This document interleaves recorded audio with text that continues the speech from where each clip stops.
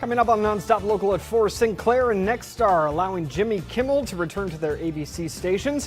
What this means for the late night show going forward. And Groff Elementary School in Moses Lake still undergoing renovations and repair. We have an update from the Moses Lake School District on their progress. And a person is now in a coma after an assault involving a University of Idaho student. NonStop Local's Will Glasby is in Moscow with updates on the incident. Corey Howard and Leslie Lowe, bringing you the content that connects our community. You're watching NonStop Local News at 4. This is breaking news. We have some breaking news just in here at the top of the floor. The Grant County Sheriff's Office saying that a body has been found. They say the body was found floating in Moses Lake near the community boat launch just off of Dune Lake Road Southeast. That's on the south end of the lake. You see there right now, that's all we know, but deputies are on scene and we will update you as new information becomes available here in our newscast and on nonstoplocal.com. And last night, the Benton County Sheriff's Office received reports of 2 people in distress. One of them was heard yelling from Nelson Island on the Columbia River. The other was on shore saying his friend was trapped on the island. Deputies used a drone to confirm that person was still on the island. The man said he'd waded across earlier but could not return due to rising water levels. Dive Rescue and the Richland Fire Department were able to get that man to shore, and he was taken to a nearby medical facility for evaluation. Now to a fire tracker out of Kittitas County. The lightning-caused Labor Mountain Fire 14 miles north of Cle Elum is only 7% contained and has burned more than 25,000 acres. According to the Northwest Emergency Management, windy conditions yesterday caused the fire to pick up significantly, even jumping Highway 97 into Chelan County. Evacuations are level 3 along Highway 97 and the Cougar Gulch and Mineral Springs communities. Level 1 evacuations are in place for the town of Liberty, and level 2 evacuations are in place for wilderness and forest roads between Highway 97 and Liberty. And you can sign up for emergency and evacuation alerts by texting Labor Fire to the number you see there on your screen. That is 888-777. Get things over to Leslie Lowe in the Weather Center now for a look at those conditions. And Leslie, we talked yesterday about those red flag warnings, the windy conditions. Firefighters seeing anything better out there today? Well, you know what, the wind is still kicking it a bit. They've come down a bit. The red flag warning has now expired, so that's good news. But this wind that we've been dealing with for the last 36 hours or so hasn't been very friendly to those firefighters. So let's get a look at our weather forecast. A live look over Spokane. A little bit hazy here in the Spokane area. We're getting some of that smoke from the fires. Again, the Sugarloaf fire, and again, the fire just to the west of Leavenworth. So what is the name of that fire again?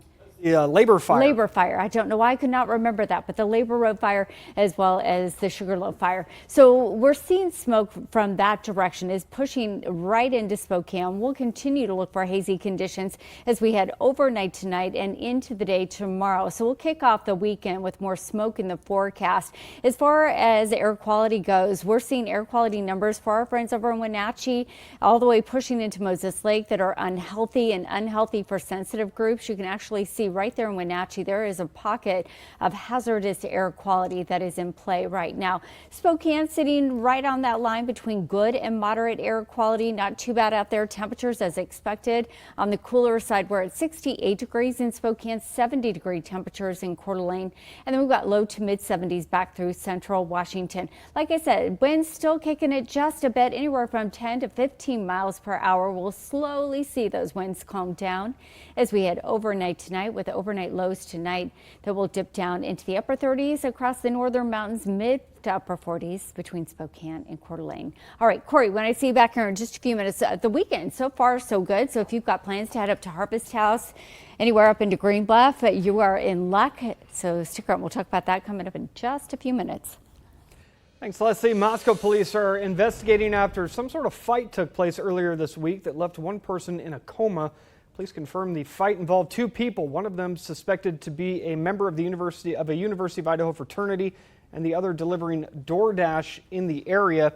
NonStop Local's Will Glasby is live in Moscow with what we know right now. Good afternoon, Will. Yeah, good afternoon, Corey. 26-year-old Austin Dawson is still in a medically induced coma after police say he was seriously hurt in an altercation that happened outside the Phi Delta Theta fraternity house here in Moscow on Wednesday night. And I spoke to his parents, and they say that they're living every parent's nightmare. And his friends reached out, and he was on Discord with some friends. They were playing video games, and he was door dashing and just kind of keeping each other company while he was dashing. And they said that he had a seizure, and so my original thought was he had pancreatitis like a year or so ago, 2 years ago, I don't know, somewhere in there, and it was last year. And so I thought that's what it was. And probably, I don't know, an hour or so later, I got a phone call from the from Moscow Police Department that said I needed to call. And again, police say Dawson was injured in an altercation between two men on Idaho Avenue near Deacon Avenue, and they confirmed there were not multiple attackers. No arrests have been made, and the investigation is still ongoing. The University of Idaho says that one involved is a student and expressed support for Dawson. The Phi Delta Theta National Headquarters said in a statement to us that the individual involved has been removed from membership, and they added that the fraternity does not condone violence. And Dawson's parents tell me that they want people to know the kind of person their son is and the fight that he is still very much facing. And police are asking anyone with video of that night to contact them directly. And reporting in Moscow, Will Glasby, NonStop Local. Thanks. Well, some new information about Groff Elementary in Moses Lake that is closed due to electrical issues. The Moses Lake School District released these photos showing crews have safely found access to wires in and out of the building so they can assess and make improvements.